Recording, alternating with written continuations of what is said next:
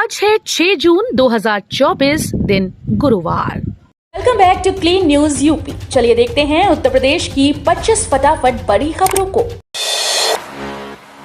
UP में जल्द होगा सपा भाजपा में फिर से मुकाबला, मिनी विधानसभा चुनाव की आहट। लोकसभा चुनाव के बाद यूपी में अब मिनी विधानसभा चुनाव की आहट सुनाई देने लगी है। योगी सरकार में 2 मंत्रियों और समाजवादी पार्टी के अध्यक्ष अखिलेश यादव समेत 9 विधायक सांसद का चुनाव जीत गए। नियम के अनुसार दोनों में से कोई एक सीट उन्हें अब छोड़नी होगी। जो भी सीटें खाली होंगी उन पर उपचुनाव होगा। अखिलेश यादव के अलावा अन्य विधायकों का पद छोड़ना तय है। चुनावी झटके के बाद एक्शन में योगी, अफसरों की लगेगी क्लास। उत्तर प्रदेश के मुख्यमंत्री योगी आदित्यनाथ चुनावी झटके के बाद अब एक्शन के मूड में हैं। उन्होंने आज सभी आला अधिकारियों की एक महत्वपूर्ण बैठक बुलाई। इस बैठक में सभी अपर मुख्य सचिवों और प्रमुख सचिवों को तलब किया गया। मुख्यमंत्री योगी आदित्यनाथ विभिन्न विभागों के कामकाज की गहन समीक्षा करेंगे। लोकसभा चुनाव के बाद सीएम योगी की ये पहली मीटिंग है। फ्री राशन वितरण की आ गई डेट, जाने जून महीने में कब तक मिलेगा गेहूं और चावल। यूपी में फ्री राशन वितरण की डेट आ गई है। राशन डीलर्स की दुकानों पर आज 6 से 25 जून तक निःशुल्क खाद्यान्न का वितरण किया जाएगा। क्षेत्रीय खाद्य अधिकारी जितेंद्र सिंह ने बताया कि अंत्योदय राशन कार्ड धारकों को 21 किलोग्राम चावल, 14 किलोग्राम गेहूं, कुल 35 किलो खाद्यान्न दिया जाएगा। इसके साथ ही पात्र व्यक्ति राशन कार्ड धारकों को प्रत्येक यूनिट पर 3 किलो चावल, 2 किलो गेहूं दिया जाएगा और जिन जिलों में मक्का, गेहूं, बाजरा आदि खाद्य सामग्री अवशेष हैं उन्हें भी वितरण किया जाएगा। यूपी के इन 6 शहरों में रोडवेज करेगा संविदा पर ड्राइवर्स की भर्ती। उत्तर प्रदेश राज्य सड़क परिवहन निगम 6 शहरों में संविदा पर महिला और पुरुष चालकों की भर्ती करने जा रहा है। ये भर्ती परिवहन निगम के क्षेत्रीय कार्यालय बनारस, गाजीपुर, जौनपुर, सोनभद्र, भदोही और चंदौली में होंगी, जहां महिला और पुरुष चालकों के लिए कई सुविधाएं मुहैया कराई जाएंगी। परिवहन निगम के पीआरओ अजीत सिंह ने बताया कि बनारस क्षेत्र के अंतर्गत 250 संविदा चालकों की भर्ती होगी। कन्नौज पहुंचकर अखिलेश यादव ने लिया जीत का सर्टिफिकेट। लोकसभा चुनाव में सांसद निर्वाचित होने के बाद बुधवार को सपा मुखिया अखिलेश कन्नौज पहुंचे। यहां कलेक्ट्रेट में उन्होंने जिलाधिकारी से जीत का सर्टिफिकेट लिया।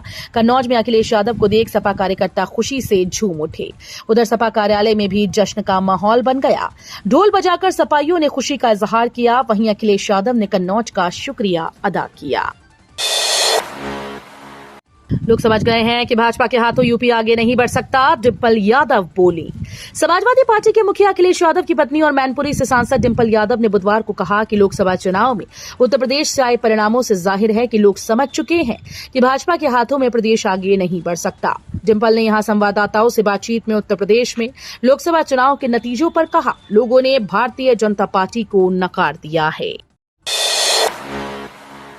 अपने प्यार, सच्चाई और दयालुता के साथ लड़ाई लड़ी, प्रियंका बोली। कांग्रेस नेता प्रियंका गांधी वाड्रा ने भाई राहुल गांधी को उनकी जीत पर एक भावुक नोट लिखा। इसमें उन्होंने राहुल के रायबरेली और वायनाड की दोनों सीटों पर जीत हासिल करने के साथ ही लोकसभा चुनाव में पार्टी की स्थिति में सुधार होने पर उनकी तारीफ की। अपने सोशल मीडिया अकाउंट पर प्रियंका ने लिखा, उनके दृढ़ विश्वास पर संदेह करने और उनके खिलाफ झूठ का भारी प्रचार किए जाने के बावजूद राहुल कभी पीछे नहीं हटे और सच्चाई के लिए लड़ते रहे। दिल्ली में गांधी परिवार से मिले अमेठी सांसद केएल शर्मा। अमेठी से कांग्रेस सांसद किशोरी लाल शर्मा दिल्ली पहुंचे, जहां उन्होंने 10 जनपद पर गांधी परिवार के साथ मुलाकात की। केएल शर्मा ने कहा कि उनके लिए ये निर्वाचन क्षेत्र गांधी परिवार की अमानत की तरह है। वो सुनिश्चित करेंगे कि अमानत में खयानत ना हो। अमेठी सीट से शर्मा ने भाजपा नेता स्मृति ईरानी को 1.67 लाख से अधिक मतों के अंतर से हराकर एक बड़े नेता के रूप में अपनी पहचान बनाई है। जीत के बाद बोले आदित्य यादव, सिर्फ मुद्दे ही नहीं उठाऊंगा, काम करके भी दिखाऊंगा।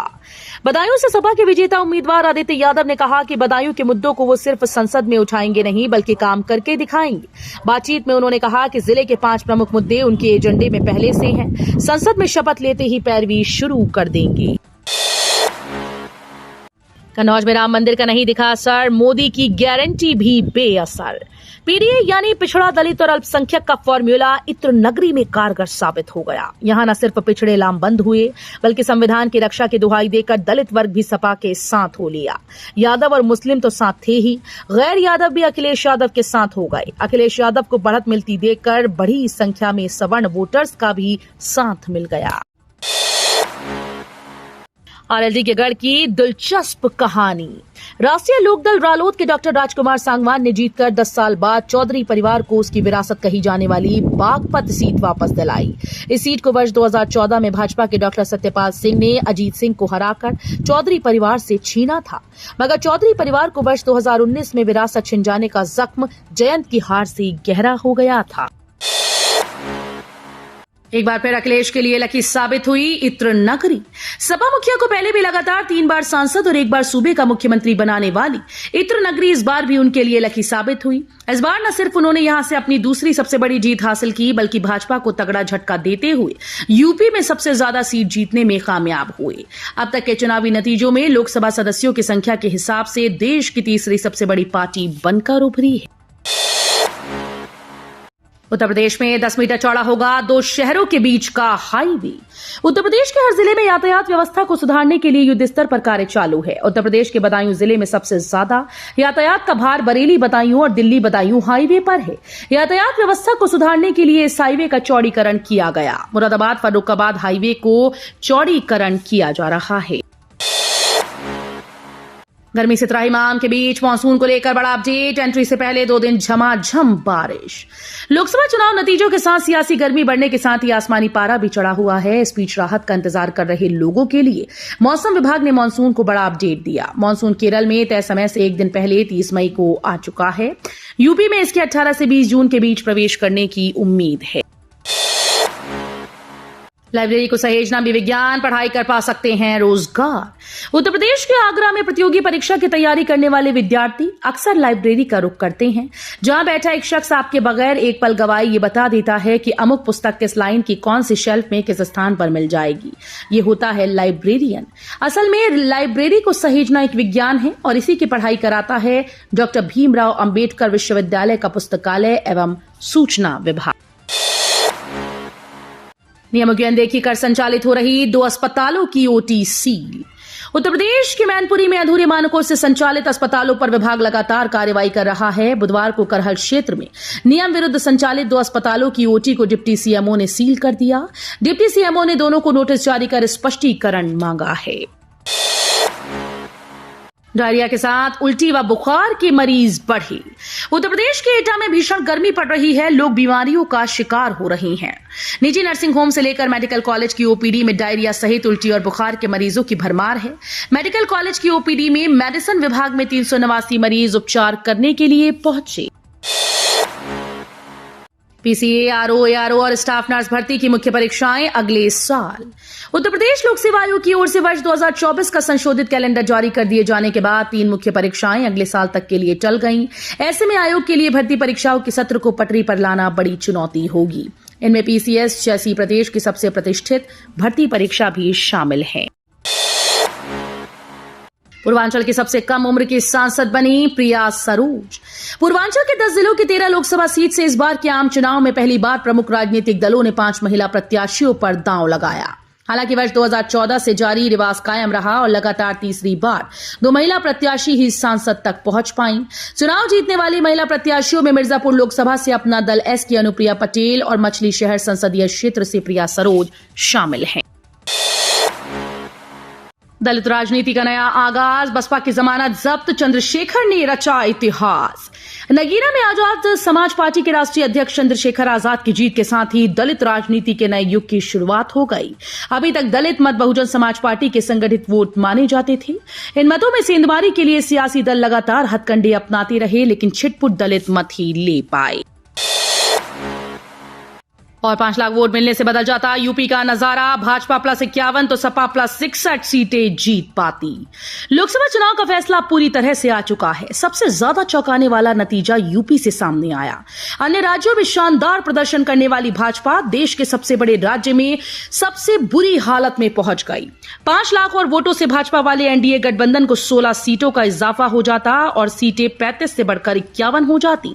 इसी तरह अगर सपा कांग्रेस वाले इंडिया गठबंधन को 5 लाख और वोट मिल जाते तो उनकी सीटें 17 से बढ़कर 44 से 61 हो जाती। इन लोगों को नहीं देना पड़ता कोई टोल, मिलती है 100% की छूट। इन सभी के साथ भारत में कुछ अधिकारियों को भी छूट मिलती है, जिसमें आधिकारिक काम के लिए जा रहे रक्षा मंत्रालय के अधिकारी, अर्धसैनिक बल, पुलिस की वर्दी में केंद्रीय और सशस्त्र बल, इंडियन आर्मी, नेवी, एयरफोर्स के अधिकारी, कार्यपालक मजिस्ट्रेट, अग्निशमन विभाग या संगठन, एनएचएआई या किसी ऐसे संगठन के लोग जो अपने वाहन का उपयोग निरीक्षण सर्वे के काम में कर रहे हों। इसके अलावा अशोक चक्र, परमवीर चक्र, महावीर चक्र, शौर्य चक्र, कीर्ति चक्र जीतने वाले लोगों को भी फोटोयुक्त पहचान पत्र दिखाने पर टोल प्लाजा पर टैक्स में 100% की छूट मिलती है। सरकार किसी की भी बने 10 लाख तक की इनकम पर नहीं देना होगा एक भी रुपए का टैक्स। इनकम टैक्स की ओल्ड रिजीम के तहत 2,50,000 रुपए तक की आमदनी पर किसी तरह का टैक्स नहीं लगता, लेकिन यहां हम आपको बताएंगे कि आप किस तरह 10 लाख रुपए की आमदनी पर भी इनकम टैक्स की देनदारी से बच सकते हैं। यानी आपको 10 लाख रुपए तक की आमदनी पर एक भी रुपया टैक्स नहीं देना होगा। एनडीए के नेता चुने गए पीएम मोदी, टीडीपी, जेडीयू ने दिया समर्थन। नई सरकार पर कयासों का दौर खत्म हो गया है। नीतीश कुमार और चंद्रबाबू नायडू ने बीजेपी को समर्थन पत्र सौंप दिया। ऐसे में मोदी 3.0 का रास्ता साफ हो गया। इससे पहले एनडीए की बैठक में एक नरेंद्र मोदी को पीएम बनाने का प्रस्ताव पास किया गया। मोदी को सर्वसम्मति से नेता चुना गया। प्रस्ताव में कहा गया कि पीएम मोदी के नेतृत्व में देश में विकास की नई लहर दिखाई दी। रेलवे की कंपनी को ताबड़तोड़ मिले ऑर्डर, नई सरकार में शेयर पर फोकस। रेलवे से जुड़ी कंपनी रेल विकास निगम लिमिटेड को 500 करोड़ से अधिक के कई ऑर्डर मिले। प्रधानमंत्री नरेंद्र मोदी की अगुवाई में नई सरकार के गठन के बाद ये पीएसयू शेयर फोकस में रहने की उम्मीद है। बता दें कि ये शेयर पिछले कुछ समय से निवेशकों को मल्टी बैगर रिटर्न दे रहा है। तो ये थी आज की 25 फटाफट बड़ी खबरें। अगर आपको न्यूज पसंद आई हो तो वीडियो को लाइक और शेयर जरूर करें। धन्यवाद।